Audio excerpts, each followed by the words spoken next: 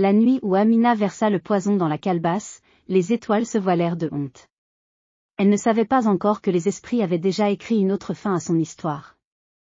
Une fin qui lui arracherait le cœur et transformerait son nom en avertissement pour cette génération. Que les ancêtres me pardonnent de conter cette histoire douloureuse.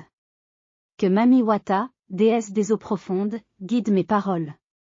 Car ce que je vais vous révéler est la vérité nue, celle qui brûle comme le piment et guérit comme l'amertume du Nîmes. Au village d'Abomey, là où les murs du palais royal portent encore les traces de nos rois glorieux, vivait une femme dont la beauté rivalisait avec le lever du soleil sur la lagune. Son nom était Amina Gbédotin, fille de Zinsou le Tisserand, descendante d'une lignée de femmes fières comme des reines.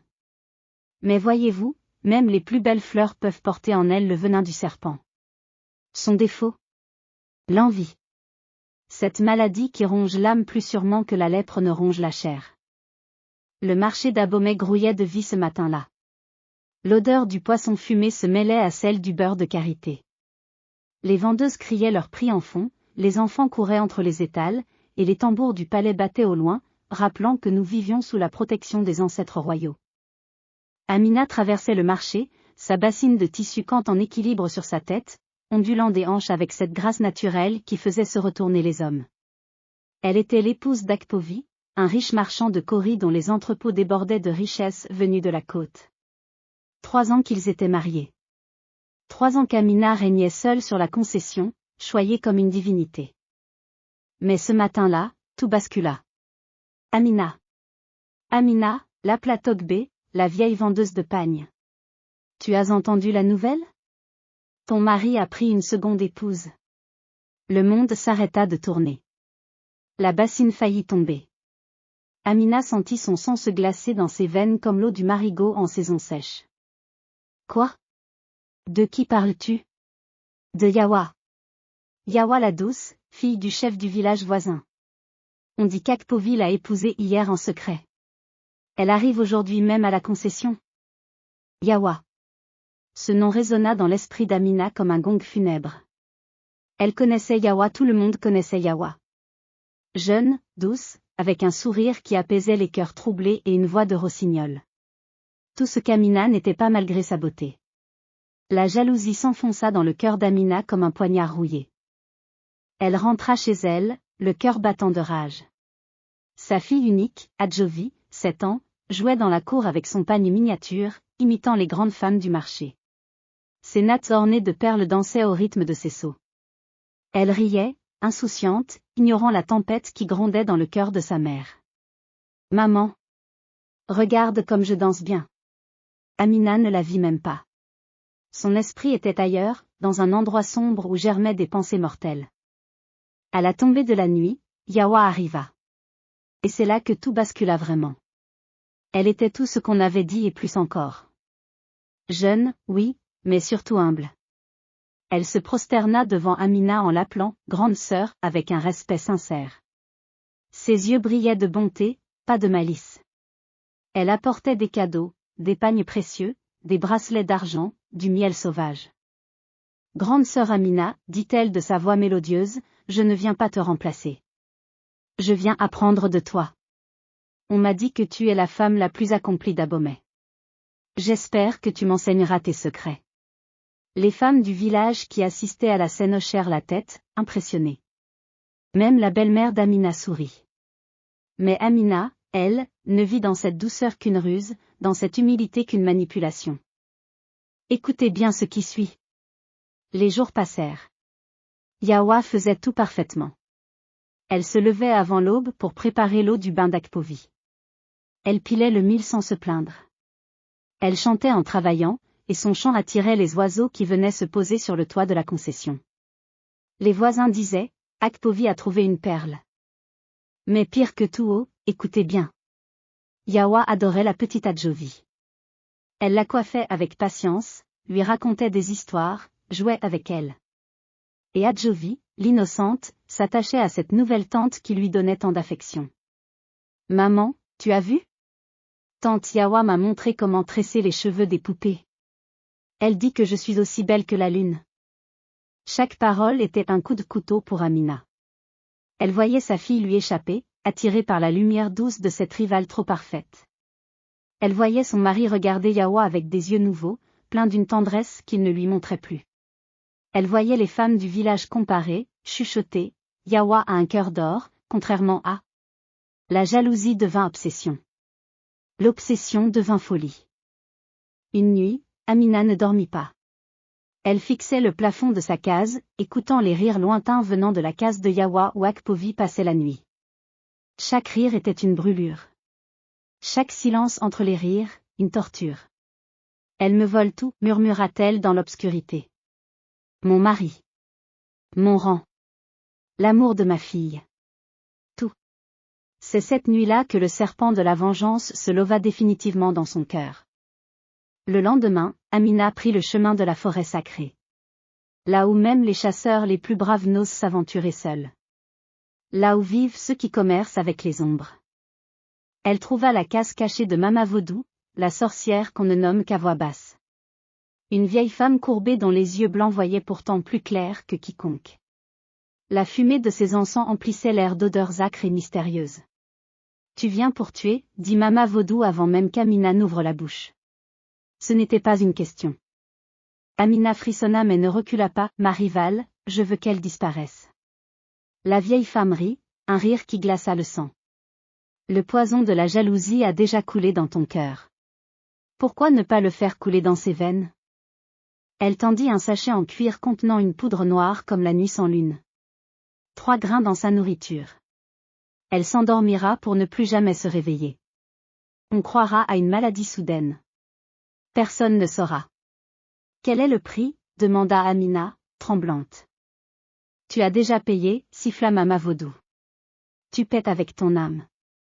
Mais sache ceci, les esprits regardent. Et ce que tu fais dans l'ombre, ils l'écriront dans la lumière. Amina prit le sachet et s'enfuit, sourde à l'avertissement. Le jour du grand marché d'Abomey arriva. Toute la concession était en effervescence. Akpovi avait demandé à ses 2 épouses de préparer ensemble le grand repas pour ses invités importants des marchands venus de Ouida pour négocier. Yawa, toujours gracieuse, proposa, grande sœur, préparons ensemble la sauce. Tu m'apprendras ta recette secrète? C'était le moment.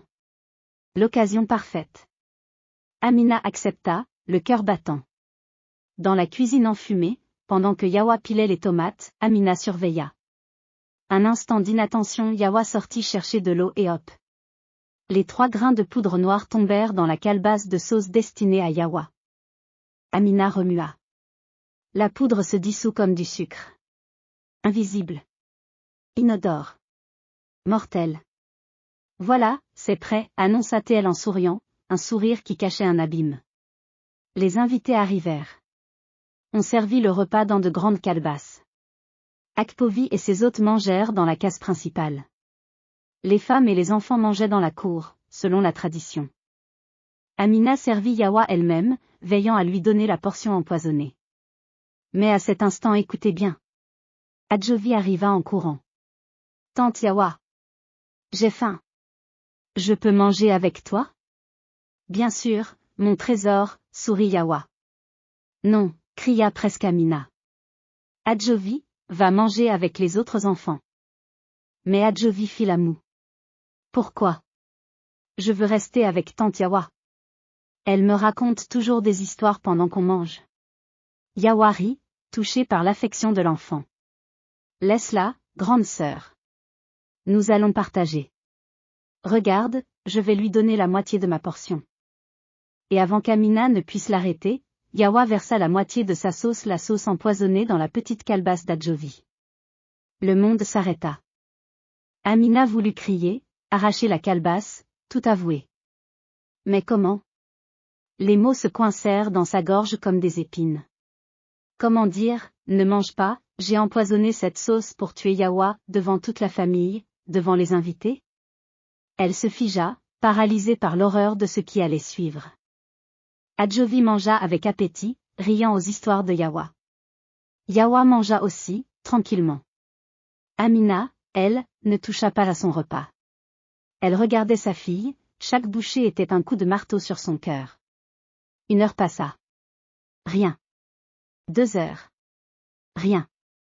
Amina commença à respirer. Peut-être que le poison ne marchait pas? Peut-être que Mama Vaudou l'avait trompé? Peut-être.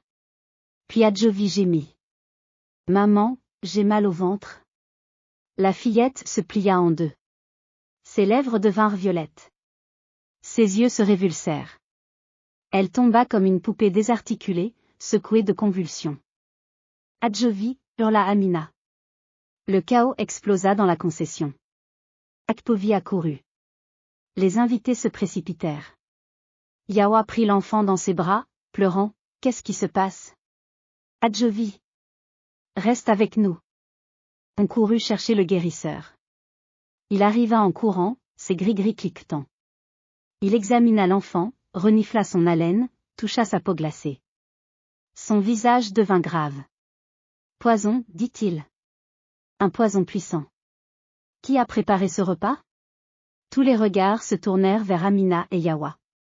Mais c'est là que se produisit quelque chose d'extraordinaire. Écoutez bien. Yawa, qui avait mangé la même sauce, ne montrait aucun symptôme.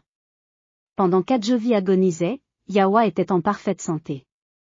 Le guérisseur fronça les sourcils. C'est impossible. Si la sauce était empoisonnée, vous deux devriez être malades.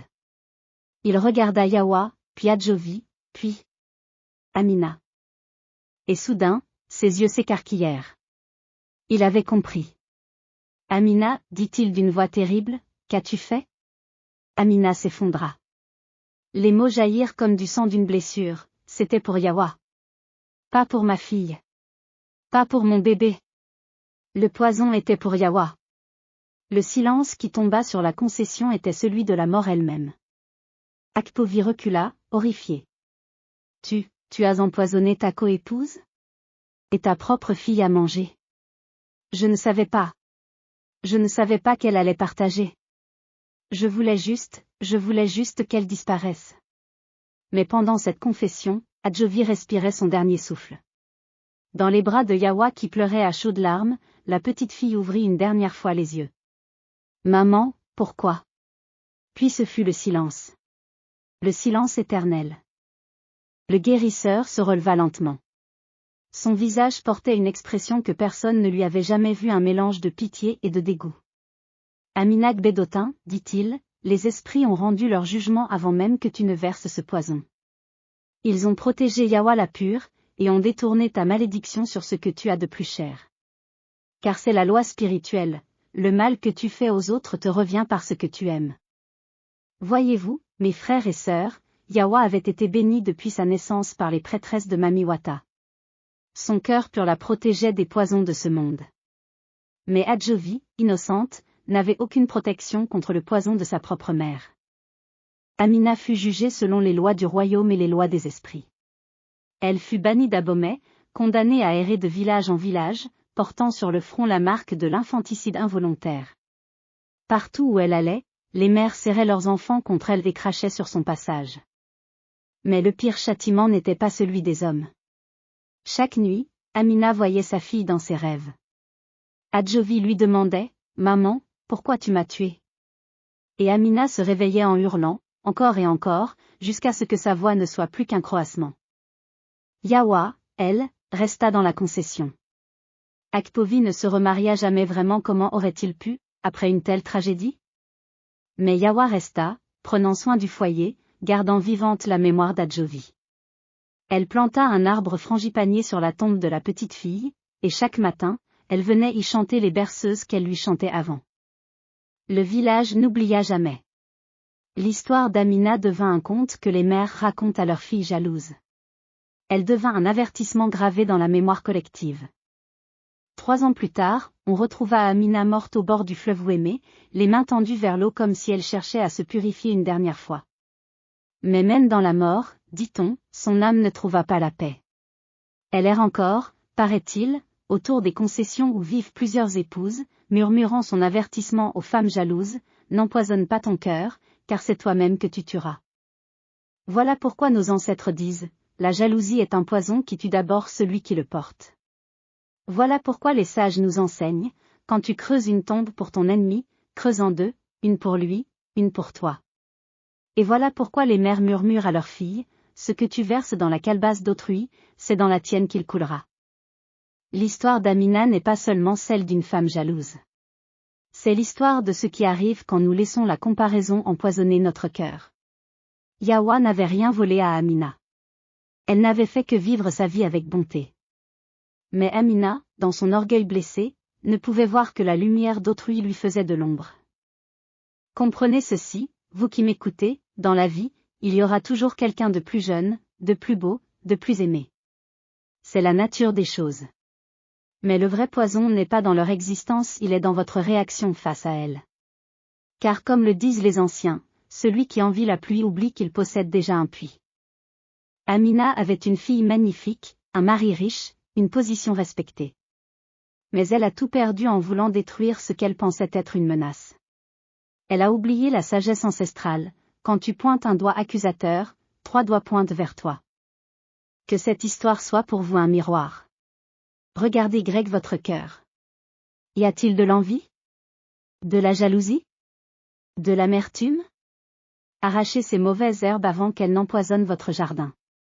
Car le poison de la jalousie ne distingue pas ses victimes, il tue tout sur son passage, surtout ce que vous aimez. Que Adjovi, l'innocente, repose en paix dans les bras des ancêtres. Que Amina, la malheureuse, trouve enfin le pardon qu'elle n'a jamais pu se donner. Et que Yahwa, la bénie, continue d'incarner cette vérité simple, la bonté est la plus grande protection contre les poisons du monde. Allez maintenant. Rentrez dans vos foyers. Regardez vos enfants, vos époux, vos épouses. Aimez-les pendant qu'ils sont là.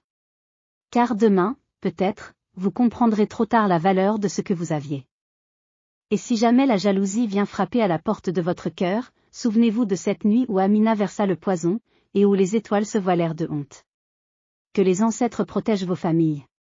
Que Mami Wata purifie vos cœurs. Que la sagesse vous garde du poison de l'envie. L'histoire est finie. Mais la leçon, elle, ne finit jamais.